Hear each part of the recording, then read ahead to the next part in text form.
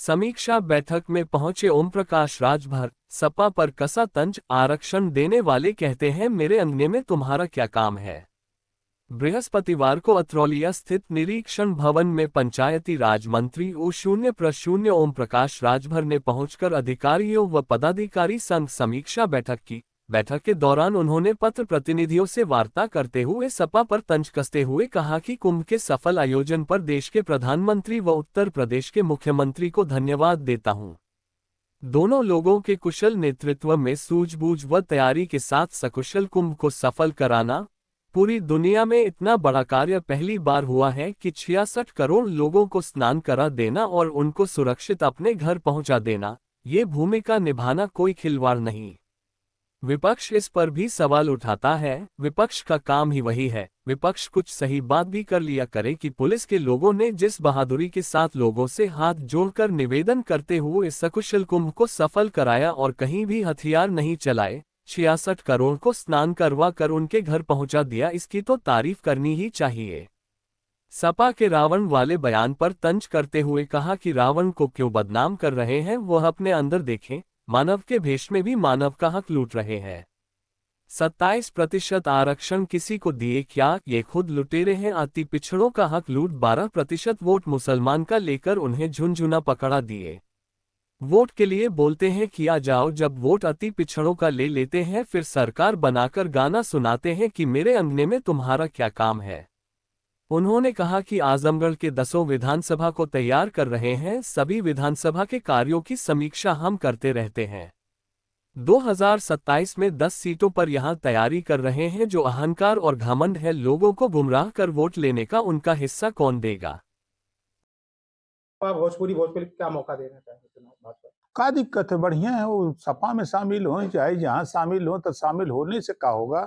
देखिए, ये वो समाजवादी पार्टी है जिस समाजवादी पार्टी ने पिछड़ों के नाम पर पिछड़ों का वोट लिया, मुसलमानों का वोट लिया, सामान्य वर्ग का वोट लिया। वोट लेने के बाद आप उठा के देखिए कि मुसलमानों को कुछ नहीं दिया, जुल्हा दुनिया अंसारी साईं दर्जी फकीर को नहीं दिया, पाल प्रजापति को नहीं दिया, राजभर चौहान बिंद केवट मल्ला निषाद को नहीं दिया, चौरसिया गुप्ता को नहीं दिया, राजपूत ब्राह्मण को नहीं दिया। खुलेआम जो काम इन लोगों ने किया है, 86 में 56 SDM यादव को बनाया, तो प्रजापति तो नहीं दिखाई दिया, चौरसिया नहीं दिखाई दिया, राजभर नहीं दिखाई दिया, पाल नहीं दिखाई दिया, निषाद बिंद नहीं दिखाई दिया, मुसलमान नहीं दिखाई दिया, न राजपूत ब्राह्मण दिखाई दिया, न पटेल दिखाई दिया। मतलब दूसरी जाति नहीं दिखाई दे रही है। आवाज चिल्लाते हैं PDA, अब बना काम का करते हैं। स्पीकर विधानसभा के अंदर जब प्रतिपक्ष का नेता बनाएंगे तब PDA नहीं याद आएगा। आप लगातार आजमगढ़ विशेषज्ञ और अत्रौलिया विधानसभा कि आपकी नजर 2027 में विधानसभा अत्रौलिया सीट हम आजमगढ़ जिले को 10 विधानसभा को तैयार कर रहे हैं। अभी आपने देखा कि अभी हम लोग मेहनगर विधानसभा में थे, जहां 25,000 लोग जुटे थे। अभी हम लोग हर विधानसभा के कामों की समीक्षा हम करते रहते हैं। तो अत्रौलिया में क्या विधानसभा में प्रत्याशी अपना उठाना, या प्रत्याशी का कहाँ, अभी चुनाव कहाँ हो रहा है। 2027 की तैयारी? 27 तो हम 10 सीट पर यहाँ तैयारी कर रहे हैं। आपकी 10 सीट विधानसभा की नहीं, 10 सीट पर तैयारी कर रहे हैं। जो अहंकार है, घमंड है, लोगों को गुमराह करके वोट लेने का, प्रजापति के वोट को गुमराह करके लेते हैं, निषाद के वोट को गुमराह करके लेते हैं, पटेल के वोट को गुमराह करके लेते हैं, राजपूत ब्राह्मण भूमिहार को गुमराह करके लेते हैं, राजभर के वोट को गुमराह करके लेते हैं। उनका हिस्सा कौन देगा। 4-4 बार सरकार रही। हम तो PDA का नारा देने वाले लोगों से पूछना चाहता हूं कि एक बात खाली बता दो कि 27% आरक्षण, सामाजिक न्याय समिति की रिपोर्ट तैयार है, एक बार भी समाजवादी पार्टी के जबान पे नहीं आ रहा है कि 27% आरक्षण बांट करके सबको आरक्षण दिया जाए। रोहिणी आयोग का गठन दिल्ली हुआ है, रिपोर्ट तैयार, समीक्षा भी हो गई। उस पे सदन से लेके या सड़क तक कभी समाजवादी पार्टी क्यों नहीं बोलती है, क्या कारण है। वोट तो चाहिए पिछड़ों का। और पिछड़ों को हक देने के लिए वो कमेटी बनी, वो आयोग बना हुआ है, तो उसको लागू कराने के लिए क्यों नहीं बोलते हैं? इनके जबान में ताकत क्यों नहीं है? पीडीए का नारा दे के वोट की बात खाली करेंगे। अब जनता सब जानती है। 2027 में एडीए का खाता आपकी बार क्या आजमगढ़ में किस तरह की तैयारियां?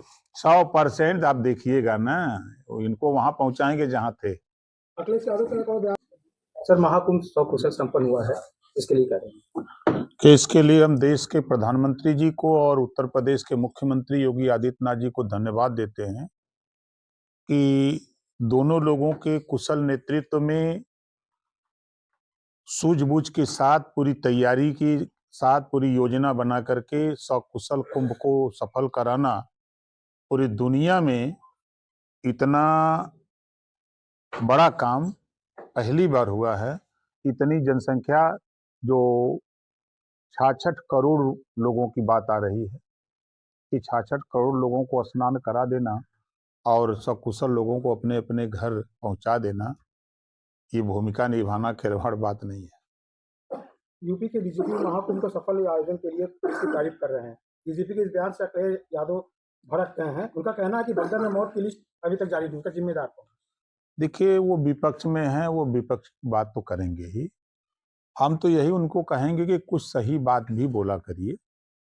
पुलिस के लोगों ने जिस बहादुरी के साथ हाथ जोड़ करके, माइक बजा करके और सकुशल उन लोगों ने काम को अंजाम दिया है, महाकुंभ में जिस तरह एक भी कहीं हथियार नहीं चलाए,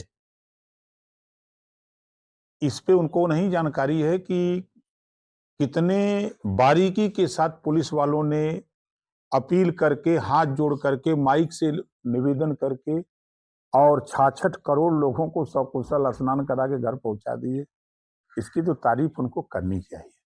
और जहां तक रही बात डीजीपी अगर उन पुलिस वालों की शाबाशी नहीं करेगा तो फिर तो ये तो अन्याय होगा। लगातार अव्यवस्था के लिए जो महाकुंभ में है, विपक्ष बार बार सवाल उठा रहा है। नहीं, देखिए, विपक्ष का काम है सवाल उठाना। आप उसको देखिए, अगर अर्थशास्त्री होते तो ये बात की नहीं करते। आज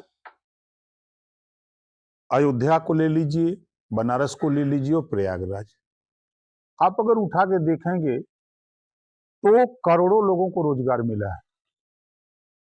गाड़ी वाले को मिला, सरकार को भी फायदा हुआ, चाय वाले को फायदा हुआ, कपड़े वाले को फायदा हुआ, भोजन वाले को, हर तरह के हर काम करने वाले लोगों को प्रॉफिट हुई है। उस पे तो ध्यान नहीं है, खाली बुराई पर ध्यान है, तो क्या किया जाएगा? सीएम योगी को लेकर बड़ा बयान दिया है कि सीता माता का अपहरण रावण ने किया था साधु के वेश में, इसलिए तो जब अब रावण को काहे कह रहे हैं, वो अपना ही काहे नहीं देखते? उन्होंने तो मानव के भेष में मानव का हक लूटा। 27% आरक्षण दिया राजभर को, दिया पाल को, दिया प्रजापति को, नाई को, गौड़ को, निषाद को, बिंद को, केवट को, मल्लाह को, चौरसिया को दिया। किसी को दिया हो तो बता दें। ये तो खुदे लुटेरा हैं।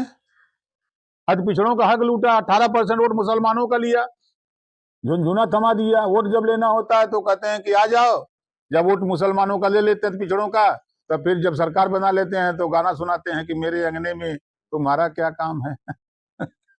उत्तर प्रदेश के 1,08,000 ग्रामीण सफाई कर्मी की मांग है, सेवा नियमावली बदलाव, पद का नाम बदलाव, प्रमोशन, इसके लिए क्या? उसके लिए आयोग 5 सदस्यीय टीम गठित हो गई है। 1 महीने में रिपोर्ट तैयार होकर आ रही है, उस पर कार्रवाई चल रही है। संजय निषाद के लोग क्या कहेंगे? लगातार उनके ऊपर इल्जाम लग रहा है। अपने वो बड़े भाई हैं, नेता आदमी हैं, उन पे क्या कहा जाए। देखिए, एक इतिहास है कि हमेशा फलदार वृक्ष पर ही लोग चक्का मारते हैं, उसी से उम्मीद करते हैं ये छोटा नहीं बड़ा बड़ा फल दे, बढ़िया मस्त दे।